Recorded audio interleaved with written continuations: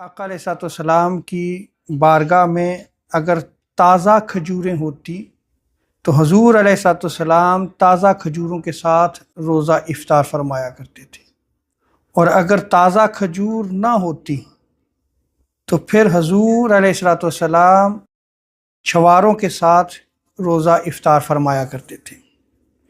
जैसा कि हज़रत अनस रज़ियल्लाहु ताला अन्हु इस रिवायत को नक़ल फरमाते हैं कि आका अलैहिस्सलाम नमाज से क़बल चंद ताज़ा खजूरों से रोज़ा इफ्तार फरमाया और फिर उसके बाद आका अलैहिस्सलाम ने नमाज अदा फरमाई।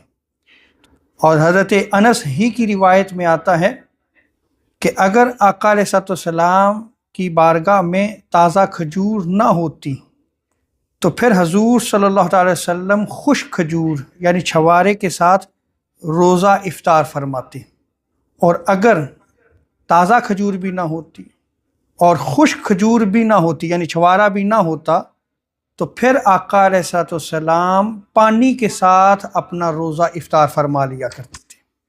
और इमाम बुखारी ने एक रिवायत को नकल किया है कि जिसमें आका अलैहिस्सलाम सफ़र में थे तो हजूर अलैहिस्सलाम के लिए पानी में सत्तू मिलाया गया।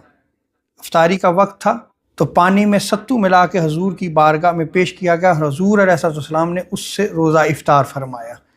इसी तरह हज़रत अनस ही बयान फरमाते हैं कि आका अलैहिस्सलाम की बारगाह में दूध पेश किया जाता और जब आप रोज़ा से होते तो आप अपना रोज़ा दूध से इफ्तार फरमाया करते थे।